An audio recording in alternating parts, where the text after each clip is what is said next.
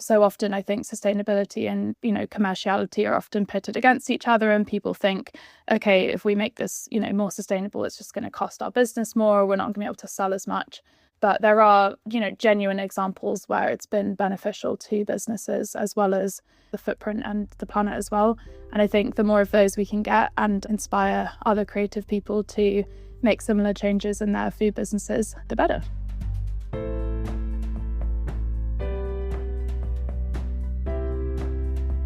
Welcome to Sustainability Leaders. I'm Michael Torrance, Chief Sustainability Officer at BMO. On this show, we will talk with leading sustainability practitioners from the corporate, investor, academic, and NGO communities to explore how this rapidly evolving field of sustainability is impacting global investment, business practices, and our world. The views expressed here are those of the participants and not those of Bank of Montreal, its affiliates, or subsidiaries. Welcome back. I'm Emily Hobbs, Senior Advisor at the BMO Climate Institute. In today's episode, we're focused on a universal topic, our food. Our guest is Anya Doherty, the founder of Foodsteps. The team at Foodsteps works to help food businesses measure, reduce, and report their environmental impact. Food supply chains are energy and resource intensive and increasingly impacted by extreme weather, making them an important part of climate action. Even with emerging technologies, an evolving regulatory landscape, and increased consumer interest, it remains challenging to trace ingredients along complex global supply chains. In this episode, we'll discuss where our food comes from and how data and insights are helping food and ag businesses to make climate-informed choices. Anya, thank you so much for being on our podcast. Thank you so much for having me. To start, can you please tell our listeners about your journey founding Foodsteps and what makes your approach unique? Yeah, so I founded Foodsteps just out of university. I studied as an undergrad at the University of Cambridge, and I was really lucky to be part of one of the first research teams after I graduated, looking at the question of how we can measure and reduce the environmental impact of our food system. And yeah, Cambridge was a very exciting place to be at that time. They were one of the first institutions in the UK to actually set a net zero target, which they did back in 2018. And the university had done a huge amount of work on all sorts of different parts of their sustainability, from energy to transportation. But food really remained quite a big thorn in their side. It was a hard nut to crack because they serve thousands of different food products and meals and ingredients across the university, and, everything from vending machines to canteens to restaurants. So yeah, I actually ended up being hired by the university to really apply my research and measure the carbon footprint of all of the food that they purchased, and then chart a path for that food system to net zero. Yeah, because it was kind of one of the first times that work had been done, it got picked up by the National Food Strategy in the UK. It was a kind of government white paper. And yeah, for me, that was a really kind of, big moment of realizing that kind of what felt like, just work I was kind of doing in a relatively small scale could both have an impact on part of the industry, but also on policy. And yeah, I think it really informed what I do see as our unique approach, which is being that bridge between the science and industry, kind of always applying that latest research. And yeah, it's sort of taken us to where we are today, which is a team of about 50 people. We're based in London, and we really remain that bridge between the research on how to measure and reduce the impacts of food and bringing that to life within the food industry. I really appreciate you taking us back to the beginning of your journey, Anya. Building on what you shared about Foodsteps, can you talk to us more about the platform and what types of clients and organizations that you support? Yeah, so our platform is really at its heart a kind of data engine. So we take all of the data that's available on the environmental impacts of food, and we harmonize that and make it available to food companies to actually apply in, just their day-to-day context of manufacturing or serving food products. We are lucky to work with some of the biggest enterprise food businesses in the UK and globally. So in the UK, we work with the number 1 or number 2 companies across different sectors of the food system: grocery, retail, catering, food manufacturing, some household names like KFC, Danone, Compass Group, who are the largest food service company. And yeah, it's fantastic to see that there is a real use and kind of value for this kind of data to actually help companies through, a really significant business transformation, which is sustainability. That's great context for our listeners. I'd love to zoom out even more for a moment. Why is supply chain traceability so challenging today, even as technology and farm-level systems have advanced? And how is Foodsteps addressing these challenges? Yeah, I think supply chain traceability has, and to some extent may always be challenging. From our perspective, we see supply chains, really they weren't set up as systems to pass on data about things like origin and process efficiently. They were set up entirely to transport and process goods efficiently, but not really information attached to those goods. So in some ways, what we're trying to do is retrofit a data and information system to something that was really never set up to do that. And, just to give some examples, in a UK context, if you buy ground beef at a grocery store, actually in the UK, quite a large proportion of that is actually grown and produced by really small family farms across the UK and Ireland. So in one product of ground beef, you actually might have, beef coming from maybe tens or, who knows, even kind of hundreds of small farms in a single package. So that, is just one example of inherently how difficult this problem is. I have probably picked the most challenging example there. In other cases, there are easier ways to do that. And particularly some products like coffee and wheat, we actually are already gathering that data from farm and surfacing it and bringing it to life for food businesses. But yeah, fundamentally, I think it is just that challenge of trying to retrofit a system that was never really set up to pass data and information efficiently to one where we're trying to very much do that. Thanks for sharing those examples, Anya. How can supply chain traceability support businesses in responding to the evolving global trade environment? Yeah, one of the areas that we've seen this in is really just how much kind of getting beneath the hood on the data can open up this, world to food businesses about how, I guess, interconnected and intertwined, global trade systems are. And I think really help to support them in their questions about trade resilience as well. So to bring that to life in an example, one of the businesses that we work with in the UK, they're a recipe box company, those ones where you sort of order your meal kit and then you can kind of cook everything at home. But they buy a lot of fish, a fish called basso, which is actually grown in Vietnam. And through some of the work that we were doing around the carbon footprint of that basso, we actually traced not just the fish itself, but actually where the feed was coming from. And when you go one level deeper, you really just start to see how, phenomenal the global food system is, because they were importing soy and rice from, places as far-flung as Brazil to Indonesia to Thailand, and that was all getting taken to Vietnam, and then that fish was going from Vietnam to the UK. So, it's just one example, but I think that really opened up for this food business, not just a question about the carbon footprint, but also how intertwined their own supply system is with global trade, and started to really inform, their perspective on, okay, sure, we might be buying from Vietnam, but we also need to start watching volatility and kind of trade between, continents from South America to Asia to Europe as well. So yeah, I do think this work around kind of exploring the environmental impact of supply chains has benefits, not just in terms of carbon footprint, but also resilience, and kind of really starting to build that picture for food businesses about, where their food actually comes from. Is there a specific supply chain that you'd highlight as an example of where your team has had most success? Yeah, so one of the examples that I love is work that we've done with a brand called Wild Farmed. They are a regenerative wheat producer and supplier in the UK, and I think they now work across Europe as well. But they've really changed the way that they're producing and growing wheat. So slashed the amount of fertilizers, changed the growing cycles, and one of the things that they struggled with, however, was actually measuring what the impact of these changes were and being able to surface that in a B2B context. So we were able to work with Wild Farmed and show that they actually had a 50% lower carbon footprint just from the way that they were growing wheat on the farm.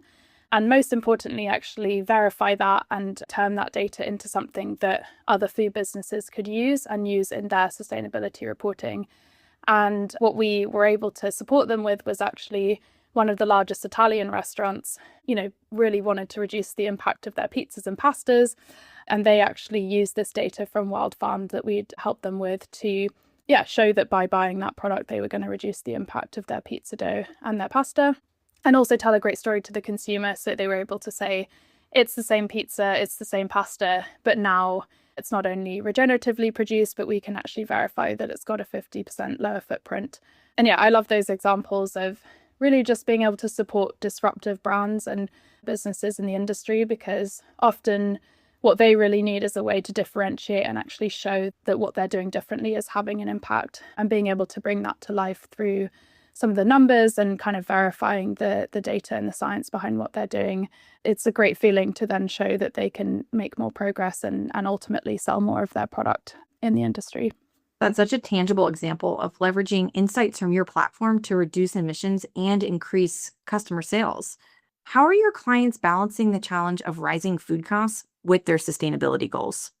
Yeah, this is a really great question. And I think for many businesses, the cost of living and the kind of volatility in food prices has become something that in some cases has slowed down sustainability progress. But for other businesses, we have actually seen it kind of almost increase investment in sustainability.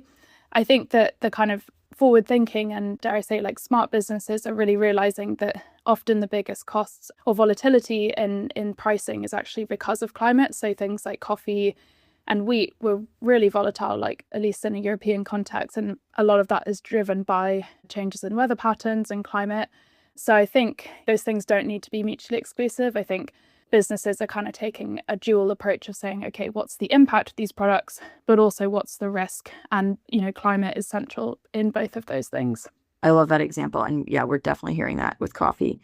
Anya, how does Foodsteps account for improvements at the farm level when producers adopt less carbon intensive practices?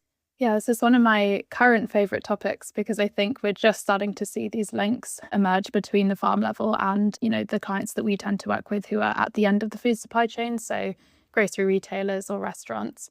And it's been fascinating to see how the adoption of lots of farm measurement tools has really increased the amount of data that's available within the supply chain. One of the biggest challenges there has been around harmonization and standardization of that farm level data. So, there's lots of different farm carbon toolkits and kind of platforms out there. And unfortunately, they're all taking slightly different approaches on how to measure the impact of farms. And we do see that being a real challenge when it comes to actually flowing this data through the system. But for the first time, really in the last kind of 6 months, we've actually created those links between kind of grocery retailers and farm data that's being collected in a relatively live way on farm. And we're not quite at the stage where, over the period of a year or two, we've actually been able to kind of see those changes happening on farm, capture that in the data, verify it, and surface that back to corporate reporting. But I do believe we're, essentially very much on our way to that happening. And I do believe over the next year or two, we'll start to see those changes, capture them, and hopefully get more standardization in farm data as things progress. Thanks for breaking that down for us. That leads me to my next question about taking insights into action. You've had clients reformulate thousands of recipes to lower their overall footprint because of insights from your platform. Could you share a specific example and what impact it had, not just on emissions, but on customer engagement and sales? Yeah, I think, again, this has been really one of my favorite parts of the journey has been seeing how, honestly, just the more creative people in the food system than us, chefs or kind of product innovators really take this data and bring it to life. And yeah, just seeing how creative they've been able to be with it to make some really, really awesome outcomes. One that immediately comes to mind is, with Compass Group, who's one of our long-term partners, and they're the biggest food service company, both in the UK and globally. They took Foodsteps data and they reformulated one of their best-selling spaghetti bologneses. They were able to reduce the footprint of that by about 25%, while also increasing the profit margin of it by 18%. And I think those examples are just really, very much win-win and kind of feel good for everyone, because so often I think sustainability and, commerciality are often pitted against each other, and people think, okay, if we make this, more sustainable, it's just going to cost our business more, we're not going to be able to sell as much. But there are, genuine examples where it's been beneficial to businesses as well as the footprint and the planet as well. And I think the more of those we can get and inspire other creative people to make similar changes in their food businesses, the better. I love that example. Switching gears for a moment, what role do you see AI playing to improve supply chain traceability and help businesses to meet their climate goals? Yeah, so I think firstly on the sort of data collection side, I think that AI will have a really big role to play, particularly around some of those challenges in terms of standardizing and collecting farm level data. I do think, though, that to some degree, the biggest bottlenecks there just are around things that we humans need to kind of organize first. So what we even mean by farm level data, what kind of hardware and software should we be deploying to do so? So I think that is kind of not quite ripe for the sort of AI revolution, but I do imagine in the next few years that it will be. I think where the bigger opportunity for AI is around businesses kind of taking the existing data and charting their path to meeting climate goals. So, if you're a restaurant or a catering company or a retailer, you might be serving thousands of different ingredients and food products. And it's a very complicated pathway to kind of chart the different options that you have for, meeting your net zero target. And you might also want to take in, and in fact, you should take into account things like health, nutrition, price, taste, and climate. These things all need to come together to have a business model that's sustainable. And I think this is really where we're excited to be using AI as kind of in these sort of multifactorial, pretty complex waterfalls about how you kind of help businesses make these really big transitions. And that is something that AI is very good at, taking lots of complex and kind of disparate data sources and helping to kind of, chart the path of least resistance. So I'm very excited to see, what we can do together with our AI friends to put these pathways together. That's fascinating to hear from you on potential applications to advance climate goals. Foodsteps was acquired in 2024 by US-based firm Registrar Corp. First, congratulations on that milestone. And second, what has this meant for your team's access to data, new supply chains, and organizations that you now support? Yeah, so the acquisition by Registrar was a really big leg up for us. I mean, partly really fascinating and wonderful to be able to work with a US partner, taking us kind of beyond the shores of the old island of Britain. But something we're very much still exploring is, Registrar, they work with over 30,000 food businesses globally, particularly those who are importing into the US.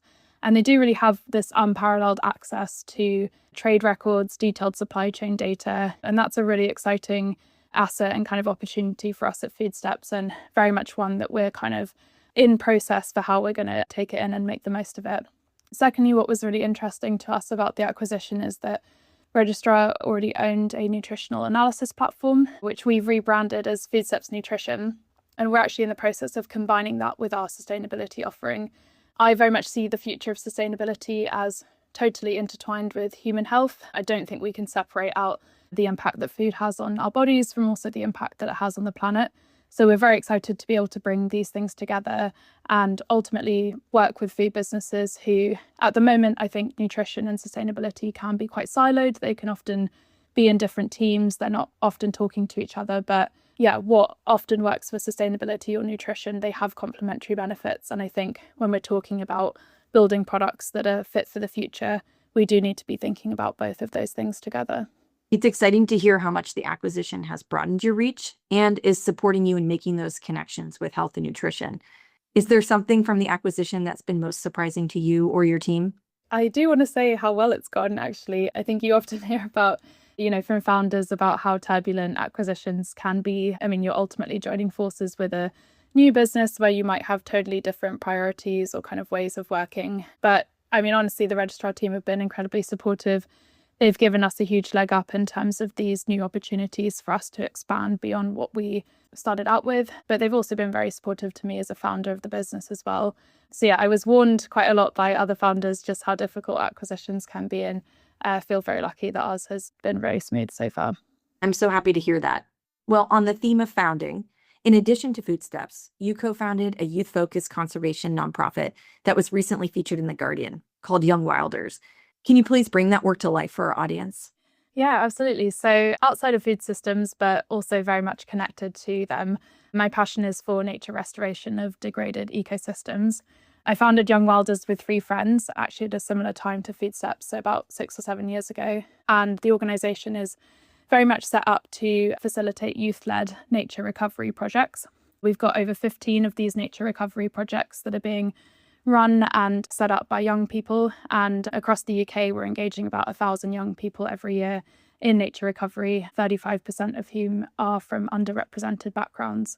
So it's just work that I really absolutely love. I am lucky to be able to chair our board, which we've just expanded to 4 new young people who themselves are phenomenal leaders in climate and nature who'll be helping us to kind of take Young Wilders to the next level. So it's just fantastic work, and I'm really lucky to be able to do that alongside my work at Foodsteps too.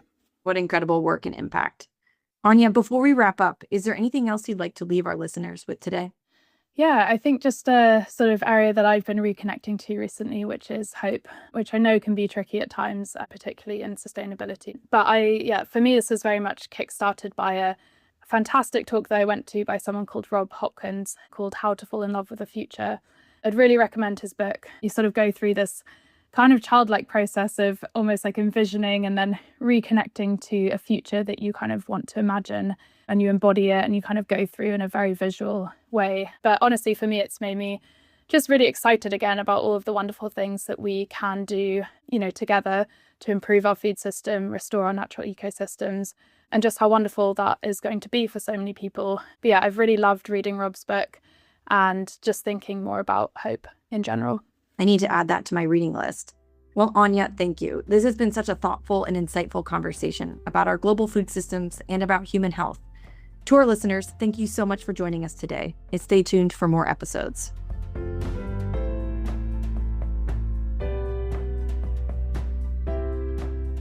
Thanks for listening to Sustainability Leaders. This podcast is presented by BMO. You can find our show on Apple Podcasts, Spotify, or your favorite podcast player. Press the follow button if you want to get notified when new episodes are published. We value your input, so please leave a rating, review, and any feedback that you might have, or visit us at bmo.com/sustainability leaders. Our show and resources are produced with support from BMO's marketing team and Puddle Creative. Until next time, thanks for listening, and have a great week. For BMO disclosures, please visit bmocm.com/podcast/disclaimer.